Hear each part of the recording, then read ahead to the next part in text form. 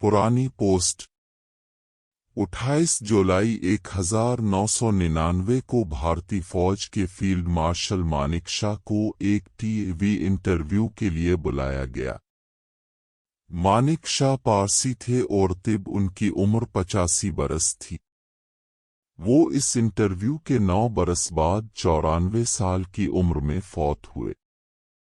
1971 की जंग में जब भारतीय अफवाज ने बांग्लादेश में पाकिस्तान को शिकस्त दी तो मानेकशॉ इस वक्त चीफ ऑफ आर्मी स्टाफ थे। वो इस जंग के 2 बरस बाद 1973 में सुबकदोश हुए। किरण थापर ने एक ऐसा सवाल मानेकशॉ से कर दिया जिसके जवाब ने उन करोड़ों लोगों को शशदर कर दिया जो इस वक्त टीवी पर उनका इंटरव्यू देख रहे थे। किरण थापर ने पूछा कि फील्ड मार्शल साहब आपको ये जंग जीतने का कितना क्रेडिट जाता है, क्योंकि पाकिस्तानी फौज ने वो बहादुरी नहीं दिखाई जिसकी उनसे तवक्को की जा रही थी। फील्ड मार्शल मानेकशॉ एक लम्हे में ऐसे पेशावर फौजी बन गए जो अपने दुश्मन की तारीफ करने में बुग़्ज़ से काम नहीं लेते। मानेकशॉ ने कहा, ये बात गलत थी। पाकिस्तानी फौज बड़ी बहादुरी से ढाका में लड़ी थी लेकिन उनके जीतने का कोई इम्कान नहीं था। वो अपने मरकज से हजारों मील दूर जंग लड़ रहे थे, जबकि मैंने अपनी सारी जंगी तैयारियां 8 से 9 मील के इलाके में करना थीं। एक पाकिस्तानी फौजी के मुकाबले में मेरे पास 15 भारतीय फौजी थे, लिहाजा अपनी तमाम तर बहादुरी के बावजूद पाकिस्तानी फौज ये जंग नहीं जीत सकती थी। किरण थापर को कोई ख्याल आया और उसने पूछा कि फील्ड मार्शल, हमने कोई कहानी सुनी है कि पाकिस्तानी फौज का एक कैप्टन अहसन मुल्क था जिसने कोमान पुल के महाज पर भारतीय फौजियों के खिलाफ इतनी नाकाबिले यकीन बहादुरी दिखाई कि अपने जंग के बाद भारतीय फौज का चीफ ऑफ आर्मी स्टाफ होते हुए इसे एक खत लिखा जिसमें इसकी बहादुरी और अपने मुल्क के लिए इतने नाकाबिल यकीन अंदाज में लड़ने और उसे खराजन तहसीन पेश किया गया था। मानेकशॉ ने कहा कि ये बात बिल्कुल सच है। भारतीय अफवाज ढाका की तरफ पेश कदमी कर रही थी और ये पाकिस्तानी कैप्टन हमारी फौज के आगे दीवार बनकर खड़ा हो गया। इस अकेले ने महाज पर मौजूद भारतीय फौज को मुश्किलात में मुब्तला करना शुरू किया। एक जोरदार हमला किया गया जो उसने अपनी हिकमत अमली की बदौलत पसपा किया। भारतीय फौज ने दूसरी दफा बाकायदा मंसूबाबंदी करके इस महाज पर पहले से भी बड़ा हमला किया, लेकिन कैप्टन एहसान मलिक ने उन्हें 1 इंच भी आगे नहीं आने दिया। भारतीय फौज ने आखिर इस महाज पर तीसरा हमला किया तो तब कहीं जाकर उन्हें कामयाबी हुई। मानेकशॉ बड़ा हैरान था कि आखिर इतनी बड़ी भारतीय फौज के हमले के सामने कौन था जो शिकस्त मानने को तैयार नहीं था।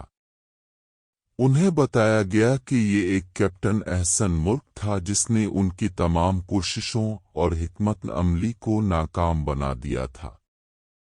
मालूम नहीं वो जिंदा बचा या लड़ता हुआ मारा गया। जंग खत्म हो गई। जनरल नियाजी मानेकशॉ के आगे हथियार डाल चुके थे, लेकिन मानेकशॉ का ज़हन इस पाकिस्तानी कैप्टन की बहादुरी के बारे में सोच रहा था। मानेकशॉ हथियार डालने की तकरीब से एक फातेह जनरल की तरह भारत वापस आया। अपने दफ्तर जाकर जो उसने पहला काम किया वो ये था कि कागज़ कलम उठाकर कैप्टन अहसन मुल्क के नाम एक ज़ाती खत लिखा और उसे अपने मुल्क के लिए इतनी बहादुरी और बेजिगरी से लड़ने पर खराज तहसीन पेश किया। खुसूसालिफ इन हालात में कि जब पाकिस्तानी फौज के पास भारत के सामने लड़ने का कोई फायदा नहीं था। ये खत उसने पाकिस्तान की फौज को भेजा कि ये इस बहादुर कैप्टन को दिया जाए।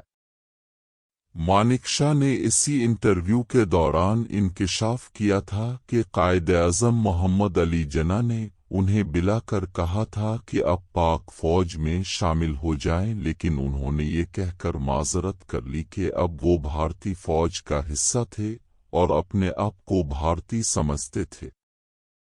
سب سے بڑھ کر انہوں نے اب ایک بھارتی لڑکی سے شادی کر لی تھی۔ 1971 کی جنگ کو آج 40 برس گزر گئے ہیں۔ آپ، میں اور ہماری نسلیں کیپٹن احسن ملک کے نام سے واقف تک نہیں۔ ایک ایسا کیپٹن جس کی بہادری نے فیلڈ مارشل مانک شاہ کو اتنا متاثر کیا تھا کہ جنگ کے 30 برس بعد بھی 1999 میں کرن تھاپر کو دیے انٹرویو میں اس کا نام تک یاد تھا، جبکہ اس بہادر کیپٹن کا نام ہم نے اپنی کسی تاریخ کی کتاب میں نہیں پڑھا اور نہ ہی ہمارے بچے پڑھیں گے۔